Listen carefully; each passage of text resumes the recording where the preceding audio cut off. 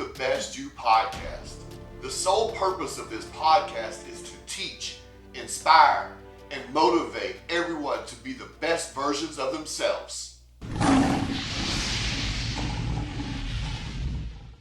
What's up, everyone? It's your man LD Larry Dawson, and this is another episode of the Be the Best You Podcast. If you're watching today, make sure you take the time to like, share, subscribe, leave a comment, tell us what you think about the show, tell us some things you'd like to hear us talk about on future shows. Today I got a really old friend of mine on here. What's up, Jamie? What's up, Larry? How are you doing? Good, man. So, obviously on the Be the Best You Podcast, each episode we talk about how you can become a better version of yourself. So I wanted you to introduce yourself, tell them a little bit about your story and who you are. All right, my name's Jamie Smith. I'm from Myrtle Beach. I'm born in Hickory, North Carolina.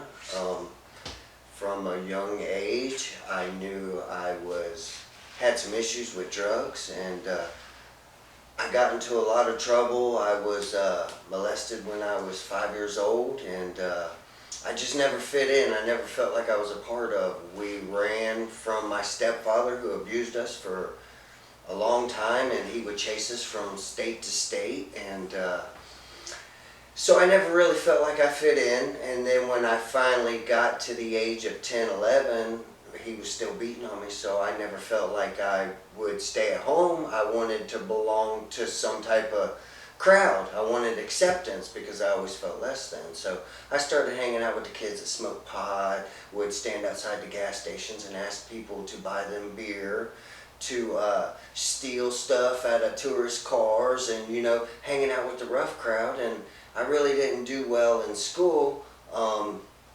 The first week of my 9th grade year, I came home and my stepfather was beating on my mom. So I ended up running to his bedroom and getting his pistol. I ended up shooting him in the leg. I got tried and convicted as an adult. They held me in Columbia for a year. The judge told me that there's no way it wasn't premeditated, that I hadn't thought about it, and they charged me with assault and battery with a deadly weapon with intent to kill. So they put a restraining order on me, and I wasn't allowed to go home. I ended up living in the woods in Myrtle Beach behind the Hustle Corner right off of 501, and there was a roofing crew from out of Garden City that would come by and pick people up, and they ended up taking me down to Garden City. I started working for the company. I started living in the woods down in Garden City, and finally the boss man, after about a month, he rented me and my buddy Timmy Hood this little efficiency apartment at the Blue Marlin Hotel. It was a little concrete room, like 16 or 20 foot by 20 foot, and he just took the money out of our paychecks. Well, I started working with these guys, and I never had a male role model in my life. So for me to want to be accepted by these guys and these guys that like me, I did everything they did. I talked down to women like my stepfather did. I did the drugs and drank and smoked and snorted and did the chameleon thing that they did. Whatever situation I was in when I was younger, I did what the other people did so I would fit in. And that's what kicked off my addiction life. The stealing got worse. I think I was locked up 40 times when I did a SLED background check 3 years ago. I had to put all my crimes on there, and I had 40 convictions. I ended up, when I was 20 years old, getting a girl pregnant. I chose Oxycontins over my son and her. She fled to another state. I tried to hang myself at Jerry Long. Luckily, I was on 15-minute suicide watch, and they came around and they found me and took me off of the noose. When I was 23, I got another girl pregnant. By this time, I had the bright idea, Oxycontins are $1 a milligram, so let's do heroin. It's $15 a bag, right? So I started doing heroin. I got this girl pregnant with my daughter, who is 22 now, and she gave me the same option. Quit doing drugs, or I'm going to take your daughter and move to Ohio. Well, I played the victim. How dare you take my daughter from me? I thought I was holding it down. It was me justifying my using in my head, and ultimately she took my daughter and left me. I tried to commit suicide again in Deerfield. I ate a couple hundred pills. My mom's boyfriend found me, and they resuscitated me at the hospital. That really started the end of the end. For the next 10 years, I probably OD'd 20 times. I was living very animalistic. I would get paid on Friday, be broke Saturday morning when I woke up, had no furniture in my house. I used to date women that I could hold my thumb on. I could be a narcissist too. Basically, I had captives is what I had. I had women that I could take advantage of, manipulate, make do whatever I wanted, and that would feel less than because I didn't like the person I was and the way I was acting. I came 12 years ago. It was really bad. In 2010, I ended up talking to a preacher's wife at the food line on Forestbrook Road. And she was talking to the cashier about drug addiction and how they had a faith-based farm in Happy Valley, Tennessee. And I turned to her and I said that I would love to go there. And she told me to come by and talk to the preacher on the Christian Faith Church on Burkett Road. And I went and talked to the preacher, and the preacher's like, well, we can go right now. And I was like, well, I have to go home and I have to pack. Actually, in my mind, my disease was telling me, let's backtrack. Let's don't do this, Jamie. So I said, well, I'll be back in a little bit with no intentions on going back. I felt like I got myself into a situation I really didn't want to be in. Well, I pulled in my driveway and the preacher pulled in right behind me. It was kind of, you're going. We see something in you and it's happening. And through the preacher of that church, I haven't shot heroin in 12 and a half years. I was able to go to that faith-based program, learn about religion, learn about the 10 steps, and I stayed there 7 months until I was comfortable. I had to do a geographical change because I grew up in Myrtle Beach.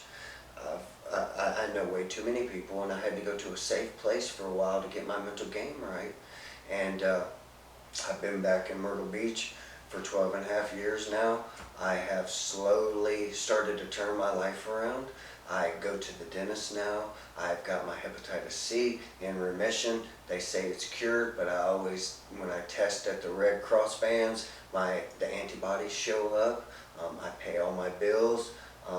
I've paid down almost all my child support. They gave me my license back. I've got all my felonies expunged but 3. Over this past 12 years, I've got 3 more to go because there's a statute of limits to only expunge so many at a time. I can pass a SLED background check. I have South Carolina permit license. I'm working on getting my South Carolina builder's license.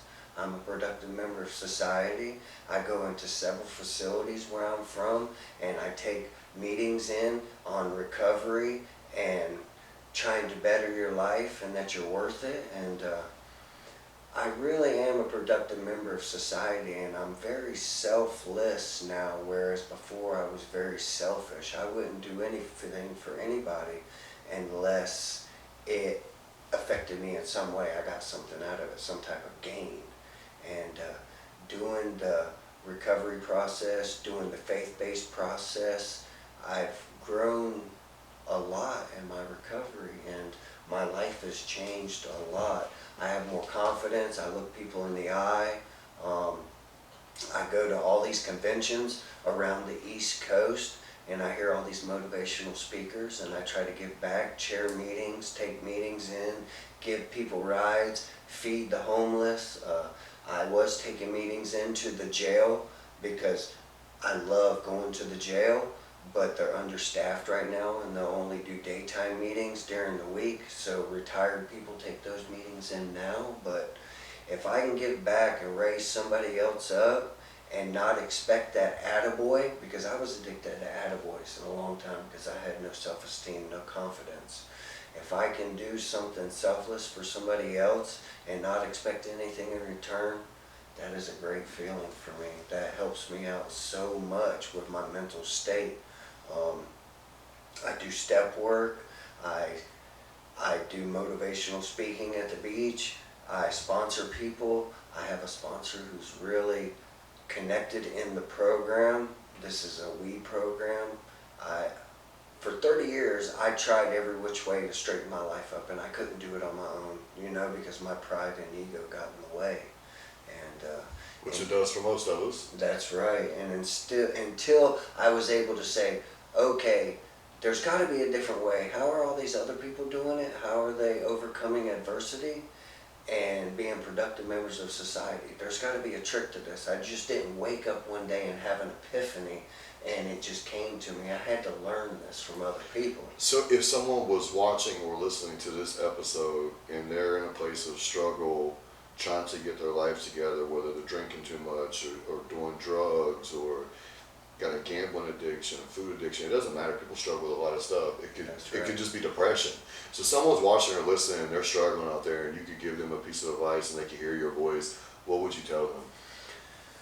First, I would try to figure out what you suffer from, what type of help you want. There's 100 ways to recover from everything. If you are an enabler for somebody that does drugs and you have a loved one that you keep giving money to and giving rides to and they just keep going down further, there's Al-Anon and Nar-Anon.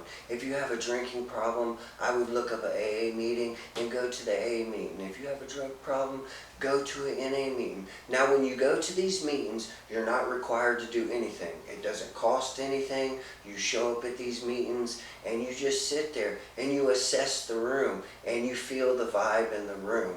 And people will flock to you. People will see something in you and they will come up. This is, if I help you, it helps me. If I can share wisdom that was given to me onto you and it will help you, it keeps the cycle going. NA and AA are the biggest secret ever kept in America. We do not advertise. We do not use radio, film, or press. This is a brotherhood of people that want to do right and they want to share the message, right? Because if you have that tape in the back of your head, the way you were, and the pain and sorrow that you felt, and the animalistic life that you were living, and then you get a little bit of clarity, and you want to keep that clarity, you need to keep that tape fresh in your head, and you have to think about where you were and how far you've come. These are WE programs. These are very simple, basic programs for complicated people. We complicate the shit out of everything. And NA has provided me a new way of life. I have worked the steps in recovery, and it has helped me figure out who I was, who I am, and who I want to be. During my first 4 years home, I would go to some different meetings to meet people and to help people and to talk to people. And a lot of times, you have some people that come from a lot of money. It's weird because even though they're down and out, they still kind of have this better than you attitude or whatever and act like I'm above you, I don't need help from other people in there. And they would say to me, I'd be like, well, I'm not one of them. I'm not even here for the class. I'm here to help people in the class, So it didn't matter if it was a sex addiction class, a gambling addiction class, an alcoholic class, whatever, drugs. Just trying to help people, period, because addiction's addiction. It's just different forms of addiction. And, and then you have the new person who would come in the room, like you said, almost like, I don't know if I should be here. I don't know if this is for me. But obviously, everyone else in that room has went through what that person now coming into that room has went through.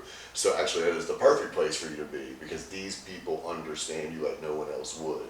Because even if you have a family member that loves you and cares about you, if they're not an addict, they don't necessarily know what that is like. But those other people in that room, they know what that's like. So, yeah, man, if you guys are watching and listening and you think to yourself, like, I don't know if that's for me, I don't know if I need that, I would say give it a shot because you never know. And anything is better than what you're going through now. So whatever the step is that you need to make your life better, take that step, take that journey, do what you need to do. So another question I wanted to ask you, obviously this is the Be the Best You podcast. So I always ask people this. If you could give people one piece of advice or one piece of motivation in life, period, it doesn't even have to be about substance abuse, it could be about anything in life, period, just to make someone's life better, what type of information or motivation would you give to people? What I would tell most people is be uncomfortable. Because for me, when I'm comfortable, in my mind it tells me I'm sitting still. I'm not moving forward. Life is a feelings game for me. So if I'm uncomfortable and I'm moving forward in my mind, I'm trying new things. Trying new things is what it's all about with me. If that's how I have changed my life in the past couple years, by being uncomfortable, doing things that I wouldn't be unsure of, and that there's no such thing as a dumb question. I've asked so many questions, and I don't care if I repeat myself. I don't care if it sounds dumb to other people. If you don't have the knowledge, ask for the knowledge. We didn't just wake up one day and have an epiphany. The more you learn, the more you know, and the better tools you have in your toolbox to succeed at life. So there's no such thing as a dumb answer. Reach out, put your feelers out, talk to as many people as you can about whatever situation, whatever you want to achieve in life, and go for it, right? The worst case people can say is no. They can't kill you, they can't come after you. All they can tell you is no, so why not ask? Yeah, and it's never too late to turn your life around or to become successful. You know, I served 13 years in prison. I came home in 2015, which was 8 years ago. I was 35 years old when I came home. I'm 43 now. So, you know, and people see my life now and they say a lot of kind things about the things I have or the stuff that I've done or business-wise. But I didn't start that until 35. And so if you have this mindset of like, oh man, I'm about to start over, I'm just like, you know, when I came home, nobody wanted to give me a job. I was a convicted felon. Luckily, a guy I was with back there, he started a roofing company, and he gave me a job roofing 6 hours a day, and he gave me a $100 bill. And this Marine at the gym gave me a job working the counter early in the mornings. I would wake up, I would sleep in the trunk of my car, wake up at 5, go in the gym, get myself together, clock in from 6 to 2, then go roof from 2 to 8. Then I would drive back up to Charlotte and I would train people. And then I would go sleep in the car, wake up, take a shower in the gym, do that for 6 months. And, you know, and saving 2 paychecks and using one to pay for bills and stuff. And you know, and then breaking out on my own and starting my first business. And then just continuing to push forward. Like one business wasn't good enough and I had to do more and more. And in Jamie's case, turned his life away. How old are you, Jamie? 46. 46. And turned his life away 12 and a half years ago. So in the same thing, in your mid to late 30s. Mm-hmm. And now you're doing great things. Yeah. Look at the home you're building right now, right? Yeah. Yeah. So you people out there that are listening, guys, girls, teenagers, older adults, it doesn't matter. If your life isn't where it's supposed to be, if you've been struggling with depression, if you went through a bad divorce, if you went in a car wreck, if you lost a loved one overseas, if your mother or father just passed away, if you're trying to come back from drug addiction, if you went bankrupt, it doesn't matter what's happened to you in life. It doesn't matter if you're 20, 30, 40, 50. There's still time to turn around. I think the biggest mistake that people make a lot, Jamie, is when they are in spot 1 and their vision is to get from spot 1 to, let's say, spot 8. They don't look at it as step 2, step 3, they just look at step 8 and they're like, man, that's so far away. It would take me forever. I'd have to do all this. But that's not the way you accomplish making it to step 8. You don't skip the other steps. What you have to realize is we all had to take those steps. And if he can do it, and if I can do it, you have 2 people that you're listening to and you're looking at that are proof that you can do it. What you have to do is you have to take that first step, then the second step, and the third step. And don't look at the whole total picture at first. Look at each step as each challenge, and as you keep making it steps, you're going to wake up one day and be like, man, I'm on step 5 already. And then before you know it, you're going to be at 8 where you thought, you know, you couldn't get to, and then you're going to say to yourself, well, shit, I made it to 8. I want to go to 10. So just continue to take those steps and to keep pushing yourself and to motivate in yourself. So what was it like after you decided to got sober, came home, and had to start the transition of living a completely different lifestyle than what you were used to living? Well, when I first came home, what I had to do is I had to change people, places, and things. And then I'm left by myself. So what I had to do is I had to fill those voids with people that had what I wanted. I had to start hanging out with new friends, people that were productive members of society. I had to be reliable and resourceful at work. I had to be willing to do the things that I seen my other friends do that I wanted to do, whether it was have a productive job, a business, whether it was to have the bank account, whether it was to have all my utilities on at the same time. I had to go after things that I had never done before. It was all about learning everything, because I was all about the next one for years and years and years, and I had to go ask a lot of advice. I had to go to the sheriff's department. I had to go to the county clerks. I had to go talk to my landlord and see if he was willing to sell me the house. I had to get in a lot of uncomfortable conversations with people and show my true side, my vulnerable side to people, and let people see where I was at, whereas when I was using, I always had that mask on, that chameleon. Yeah.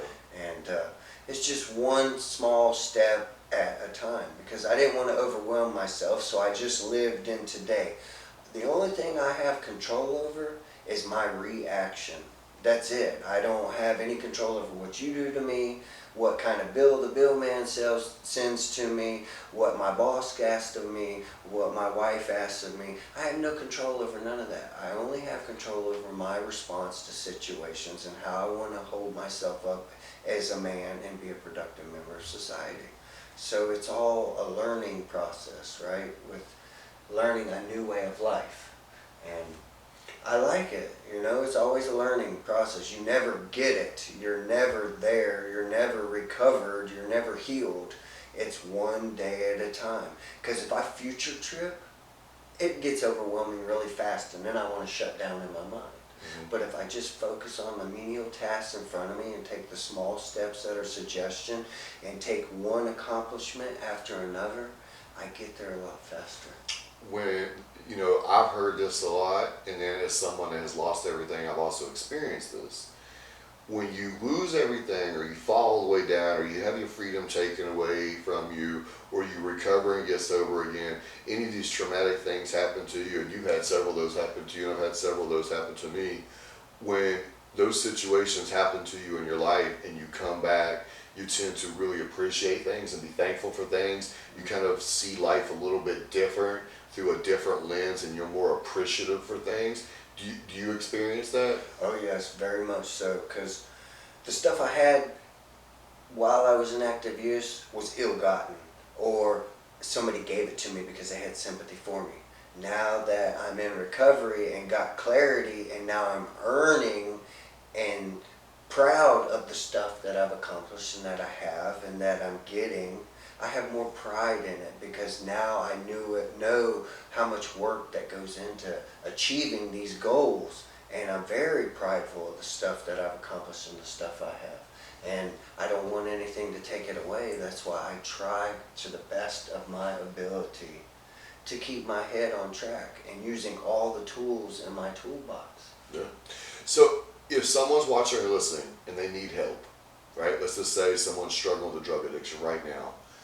How could they get in touch with NA? How could they get in touch with the WE program? How could they get in touch with you? What could they do to get help right now? Well, you can call 211. It's nationwide, and you can tell them what situation you're in, and they will give you resources and phone numbers for anywhere. You can go to na.org. You can go to aa.org. You can go to Celebrate Recovery. You can go to Al-Anon. You can go to Nar-Anon. You can go to Gamblers Anonymous. You can go to S&L Anonymous, which was Sex and Love Anonymous. there's all these resources out there that will help you, and finding out what you suffer from, what you need help with, and how to accomplish your goals. But no matter what it is, make sure you reach out, you get help, listen to the things that this man said to you. He's given you a lot of wisdom and knowledge today. Be careful of your surroundings and who you let close to you. Birds of a feather flock together. Keep people close to you that will push you and motivate you and inspire you to be better and not drag you down. Because remember this, no matter how good of a person you are, you cannot pull someone up until they're ready to come up. But someone that is bad or down or negative can definitely pull you down. So be careful when you get your life straightened out and you're trying to get yourself together, who you hang around with, who you let inside of your circle, whose energy is close to you, because it will affect you. You do need to take the time to help others and give back, but you also need to be mindful and protective of your energy in your circle. Keep people close to you that you can depend on, and that they can depend on you, and that it's like steel sharpening steel. Don't have people close to you that are going to drown you while you're trying to save them. Thanks for coming on, Jamie. I appreciate you coming on and dropping this knowledge and sharing your story and giving the information to everyone. Thanks for having me. Yeah, absolutely. This has been another episode of the Be the Best You podcast. Until next time, try until you fly.